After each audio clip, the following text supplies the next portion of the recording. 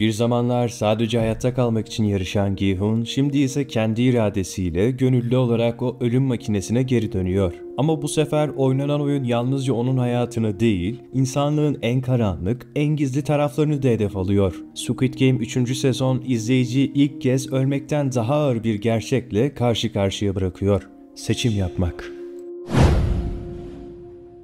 Bekleyiş nihayet sona erdi. Squid Game'in 3. sezon fragmanı resmen yayınlandı. Fragman sadece bekleyen hayranlarının değil, dizinin evrenine dair teoriler üreten herkesin dikkatini çekmeyi başardı. Korkunç derecede gerilimli, psikolojik açıdan yıpratıcı ve duygusal olarak çarpıcı bir final sezonu bizi bekliyor. Bir önceki videoda 3. sezonla ilgili teorilerden bahsetmiştim. Eğer onu izlemediyseniz kartlar kısmından ulaşabilirsiniz. Bugünkü videoda Squid Game 3. sezon fragmanını sahne sahne analiz ediyoruz. Film Seninle Olsun kanalına hoş geldiniz. Eğer video hoşunuza giderse beğeni butonuna tıklayıp düşüncelerinizi yorumlarda belirtmeyi unutmayın. Hazırsanız başlıyoruz.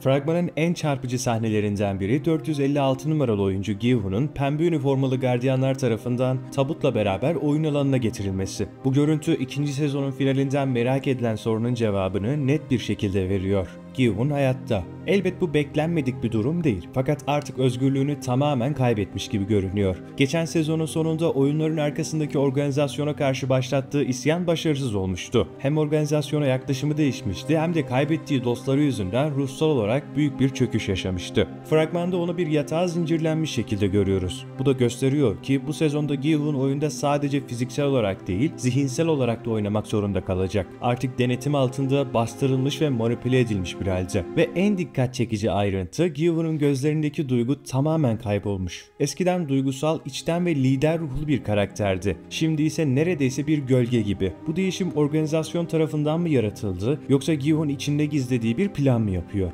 İzleyiciler olarak en çok da bu sorunun cevabını merak edeceğiz. Fragman bize bu sezonda bambaşka bir oyun sistemiyle karşılaşacağımızı da gösteriyor. Oyuncular bir sakız makinesine benzeyen düzenekten kırmızı ya da mavi toplar çekerek takımlara ayrılıyorlar. Bu sistem şans faktörünü oyunun merkezine koyarken aynı zamanda eski dostları düşman, aile bireylerini rakip yapma potansiyeline sahip. Kırmızı takımda Gi-hun ve yaşlı kadın yer alırken mavi takımda yaşlı kadının oğlu 7 numaralı oyuncu bulunuyor. İkinci sezonda dikkatleri çeken anne-oğul ilişkisi bu sezonda da açık bir çatışmaya evrilecek gibi. Yaşlı kadının gözyaşları içinde olduğu sahne, oğlunun karşı takımda olması nedeniyle acı dolu bir sona işaret ediyor olabilir. Bu sahnede mavi takımdan bir oyuncunun yerde ölü yatarken görülmesi ve geri sayım yapan bir zamanlayıcının kadraja girmesi, oyunun dövüş veya eleme esasına dayalı olabileceğini düşündürüyor. Bu durum hem fiziksel dayanıklılığı hem de psikolojik direnci test edecek bir karşılaşmayı işaret ediyor. Özellikle fragmanda yer alan bir diğer sahne bu sınavın ne kadar zorlu olacağını da daha belirgin hale getiriyor. Oyuncuların karanlık ve karmaşık bir labirentin içinde yön bulmaya çalıştığı anlar karşımıza çıkıyor. Görüntüler net olmasa da bu bölümün yeni bir oyun türüne ait olabileceği ihtimali oldukça güçlü. Dar koridorlar, sürekli tekrar eden geçitler ve bastırıcı karanlık büyük bir testin parçası olacak gibi. Bir sahnede oyunculardan birinin çaresizlik içinde kendi kanıyla duvara ok şeklinde bir yön işareti çizdiğini görüyoruz. Bu detay labirentin oldukça uzun süren ve çıkışı zorlaştıran bir yapıda olabileceğini işaret ediyor. Oyuncunun artık elinde hiçbir araç ya da rehber olmadığını, bedenini bile bir pusula gibi kullanmaya çalıştığını ima ediyor olabilir. Burada kanla çizilen yön sadece bir yol gösterici değil, belki de umudun, inancın ya da tamamen panik anında verilen bir kararın dışı vurumu. Labirent oyunun yapısına baktığımızda duvarların zamanla değişiyor olabileceği veya oyuncuların geçtiği yolların tekrar eden bir döngüye sahip olduğu düşünülüyor. Bu da oyunun yalnızca fiziksel değil, aynı zamanda psikolojik bir çözülmeyi hedeflediğini düşündürebilir. Oyuncuların sürekli aynı yere dönmesi, zaman kavramını kaybetmeleri veya yönü algılarının bozulması gibi durumlar onların zihinsel olarak tükenmesine yol açacak şekilde kurgulanmış olabilir. Bazı hayran teorilerine göre bu sahneler geçmişte benzer oyunlarda başarısız olmuş oyuncuların zihinsel olarak kaybolduğu, hatta bazı oyuncuların labirentten hiç çıkmadığı söylentilerini canlandırıyor. Labirentin belki de gerçek bir çıkışı yoktur. Belki de oyunun amacı oyuncuların ne kadar süre mücadele edebileceğini test etmektir. Tüm bu belirsizlikler içerisinde labirent sahnesi Squid Game 3. sezonun sadece ölüm kalım değil, akıl sağlığı, yön bulma içgüdüsü ve yalnızlıkla verilen bir savaşa dönüştüğünü düşündürüyor. Bu oyunun oyuncuların en karanlık tarafıyla yüzleştiği bir sınav olması muhtemel.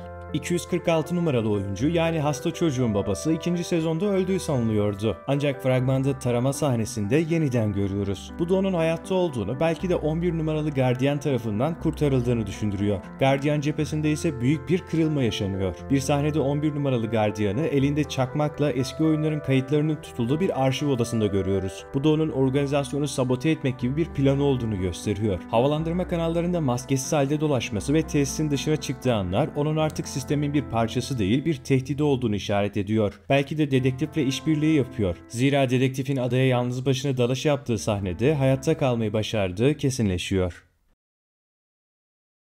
Lüks masalarda oturan VIP'leri yine hayvan maskeleriyle görüyoruz. Ancak bu kez dikkat çeken detay ilk kez aralarında kadın VIP'lerin bulunması. Bu detay organizasyonun sadece zengin erkeklerden oluşan bir topluluk olmadığını, aksine küresel ölçekte yayılmış çok daha derin bir yapıda olduğunu gösteriyor. Final sezonunun ilerleyen bölümlerinde bu yapının ne kadar derin olduğunu, küresel çapta nerelere yayıldığını belki de daha detaylı anlatabilirler. Fragmanın kesin ve kesin en duygusal sahnesi 222 numaralı hamile oyuncunun ağladığı ve arka planda bir bebeğin ağlama sesinin duyulduğu an. İkinci sezonda doğuma çok az kalmıştı. Bu sezon kesinlikle doğum yapacağı anlaşılıyor. Bu durum dizinin etik sınırlarını test edecek gibi görünüyor olabilir. Bir bebek bu denli karanlık ve vahşi bir oyunun içinde nasıl hayatta kalacak? Hamileliğin Kore kültüründe kutsal kabul edilmesi onun zarar göremeyeceğini düşündürse de dizinin tonu bu beklentiyi tersine çevirebilir. Yani hepimizin beklediği gibi mutlu bir son olmayabilir.